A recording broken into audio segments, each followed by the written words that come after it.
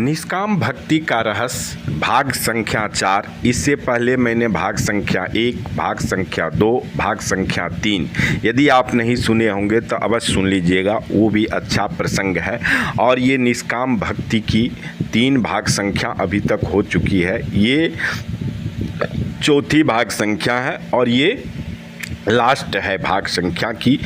तो भक्ति 2 प्रकार की होती है, साकाम और निष्काम। परमात्मा की भक्ति का रहस्य है श्रद्धा, विश्वास, समर्पण एवं पूर्ण प्रेम। जिसने इस सत्य को अपनाकर सदा सर्वदा अपने मन को इसमें लीन कर दिया, उसने परमात्मा को निश्चित रूप से प्राप्त कर लिया।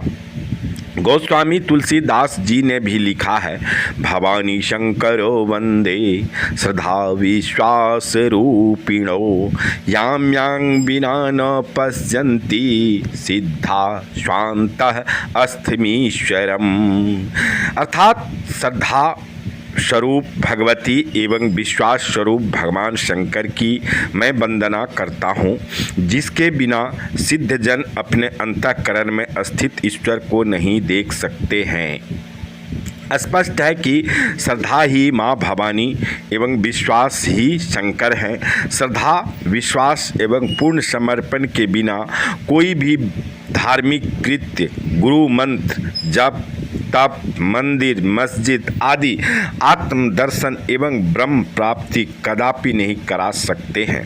परंतु इतना निश्चित है कि विभिन्न धार्मिक कृत्यों के लगातार करते रहने से मनुष्य के अंदर धीरे धीरे श्रद्धा, भक्ति, समर्पण, विश्वास एवं नैतिकता का विकास होता है, पापों का क्षय होता है एवं अच्छे संस्कार बनते हैं, जो मनुष्य को ब्रह्म साक्षात्कार तक ले जाते हैं। इस संदर्भ में एक बहुत सुंदर पौराणिक कथा है और बहुत ही सुंदर प्रसंग है।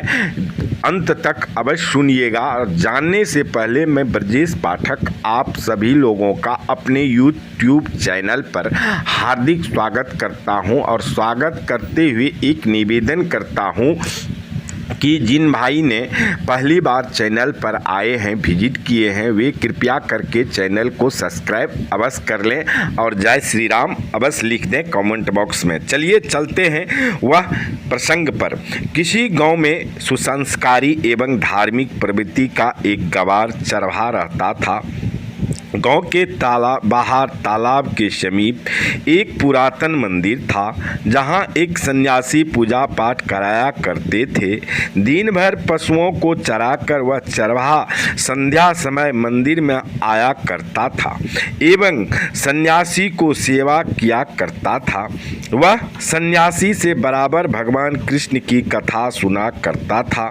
यह जानकर कि कृष्ण भगवान भी बचपन में गायों को चराया करते थे, उनसे उसकी प्रीति हो गई थी। उसने सुन रखा था कि गुरु से मंत्र मिलने पर मनुष्य का उद्धार हो जाता है। वह सन्यासी से अनुरोध करता था कि मुझे मंत्र दीजिए। सन्यासी उसे मूर्ख समझकर बराबर टाल दिया करते थे, परंतु चरवाहा उनसे बराबर अनुरोध करता रहा। यद्यपि सन्यासी चरवाहा की सेवा से तो प्रसन्न रहते थे, परंतु उसके गुरु मंत्र मांगते रहने के लगातार अनुरोध से वे खींच गए। एक दिन उन्होंने टालने के उद्देश्य से बहुत शांत स्वर से भगवान कृष्ण को प्रसन्न करने का उसे उपाय बताया कि तुम प्रतिदिन भोजन ग्रहण करने से पहले इस तालाब में स्नान करके पास पड़े इस बड़े पत्थर के चारों ओर 5 बार परिक्रमा करके पत्थर पर लाठी पटक कर कहना, हे कृष्ण मेरा कल्याण कीजिए। चरवाहा सन्यासी के चरणों को स्पर्श कर प्रसन्नता पूर्वक बोला, मैं प्रतिदिन पूरी श्रद्धा पूर्वक यह करूँगा। तत्पश्चात वह पूरी श्रद्धा एवं विश्वास पूर्वक जाड़ा, गर्मी, बरसात सभी ऋतुओं में नित्य प्रतिदिन इस क्रिया को वर्षों करता रहा। एक दिन अपने गांव से 3-4 कोस की दूरी पर स्थित अपने रिश्तेदारों के गांव किसी उत्सव में गया। प्रातः वह स्नान करके पश्चात रिश्तेदारों के साथ भोजन करने बैठा। प्रथम ग्रास मुख में डालते समय ही उसे अचानक याद आया कि अभी तक उसने पत्थर पर लाठी पटकने का कार्य नहीं किया। भगवान कृष्ण नाराज हो जाएंगे क्योंकि वह कार्य उसे भोजन के पूर्व करना था। यह बात ध्यान में आते ही वह बिना खाए अपनी लाठी उठाकर अपने गांव की ओर चल दिया। रिश्तेदार उसे रोकने का प्रयास करने लगे, जिसके कारण वह और तेजी से गांव की ओर भागा। मंदिर के पास जाकर वह नित्य की भांति पत्थर की परिक्रमा कर लाठी पटकते हुए बोला, हे कृष्ण मेरा कल्याण कीजिए। कहने लगा। जब 5वीं बार परिक्रमा करने के पश्चात पत्थर पर लाठी पटक कर बोला, हे कृष्ण मेरा कल्याण कीजिए, तभी भगवान कृष्ण की दिव्य विभूति हाथ में सुदर्शन चक्र लिए प्रकाश पुंज के साथ प्रकट हुए। भगवान कृष्ण ने मुस्कुराकर चरवाहे से पूछा, क्या चाहते हो? चरवाहे ने विनीत स्वर में कहा, प्रभु कृपा कर मेरा कल्याण कीजिए। भगवान ने कहा, तथास्तु, और अंतर्ध्यान हो गए।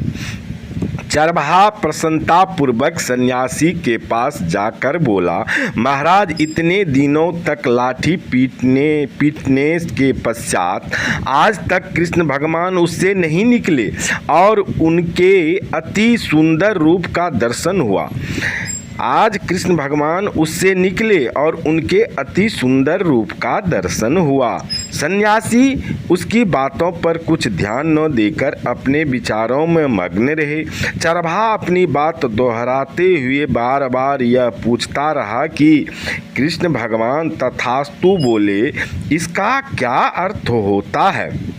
सन्यासी उसकी इस बात को सुन अचानक चौंके और उससे विस्तार पूर्वक सभी बातों को पूछा। चरवाहे ने दूसरे गांव में रिश्तेदारों के घर जाने, वहां से भागकर आने तथा भगवान कृष्ण के प्रकट होने की सभी बातें विस्तार पूर्वक सुना दी। यह सुन सन्यासी ने अपना माथा पीट लिया और कहा, जिस परमात्मा के दर्शन हेतु मैंने घर परिवार छोड़कर संन्यास धारण किया, रूखा सूखा अन्न व कंद मूल खाया, जमीन पर सोया, जप तप देवी देवताओं का पूजन एवं सेवा किया, इतना सब करने के पश्चात भी जीवन पर्यंत तड़पता रहा एवं मुझे भगवान की एक झलक भी न मिली। उस भगवान का साक्षात दर्शन तुमने लाठी पटककर अपनी श्रद्धा समर्पण और विश्वास के बल पर प्राप्त कर लिया। तुम धन्य हो और मैं तुम्हारा नमन करता हूँ। निष्काम भक्ति हेतु आसक्ति एवं काम का पूर्ण त्याग करना होगा। तप द्वारा शरीर एवं इंद्रियों का काम तो छूटता है, परंतु मन और बुद्धि के काम पर विजय प्राप्त करने हेतु गुरु कृपा प्राप्त कर परमात्मा से एकाकार करना होगा। गर्भ संहिता में एक प्रसंग है। श्रावण मास में एक बार अपने ब्रह्म गुरु दुर्वासा से मिलने जाने के कारण भगवान श्री कृष्ण रास लीला में कुछ विलंब से पहुँचे। भगवान के गुरु के बारे में सुन गोपियों ने गुरु को भोजन कराना चाहा। श्री कृष्ण ने उन्हें बताया कि दुर्वासा दिन में केवल एक बार ही दुर्वा रस पीते हैं। यदि गोपियों का प्रेम दृढ़ हो तो वे भोजन कर सकते हैं। यमुना में बाढ़ आई थी और गुरु का आश्रम नदी पार था। जाने की समस्या थी। भगवान ने गोपियों से कहा, यमुना जी से कहना कि यदि कृष्ण बाल ब्रह्मचारी है तो हमें मार्ग दे दीजिए। गोपियों ने वैसा ही कहा। यमुना जी ने मार्ग दे दिया।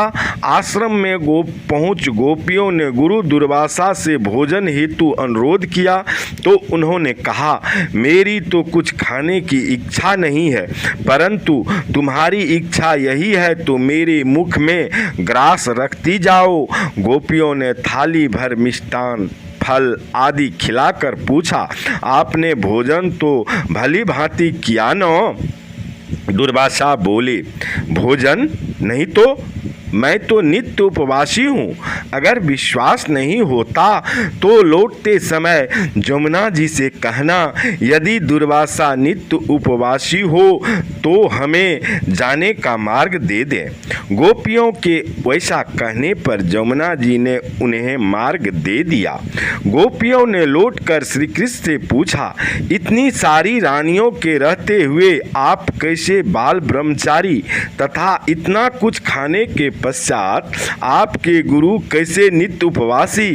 भगवान ने रहस्य स्पष्ट करते हुए बताया कि सभी में ब्रह्म दर्शन करते हुए आसक्ति तथा वासना से निर्लिप्त हो कर्ता भाव का त्याग कर उपभोग करना ही सच्ची भक्ति और पूजा है। गुरु दुर्वासा को कोई वासना नहीं है।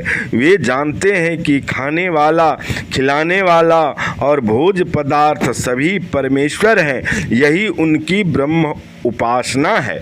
तो यही है सकाम भक्ति। उदाहरण स्वरूप मैंने भाग 1, भाग 2, भाग 3, भाग 4 में भी बताया। चारों भागों को अवश्य सुनिएगा और प्रसंग यदि अच्छा लगे तो जय श्री राम अवश्य लिखिएगा। जय श्री राम लिखने से हाथ पवित्र, बोलने से मुंह पवित्र, देखने से आंख पवित्र, सुनने से कान पवित्र, मन से लिखिएगा मन पवित्र। और ये सब लिखने से हनुमान जी क्या मन अपने आप पवित्र, क्योंकि जय श्री राम लिखने से हनुमान जी बहुत खुश होते हैं उस भक्त पर। तो जय श्री राम अवश्य लिखिएगा। अभी तक यदि चैनल को सब्सक्राइब नहीं किए हैं तो सब्सक्राइब अवश्य कर लीजिएगा। जय जय श्री राम। प्रभु करे आप सबका कल्याण।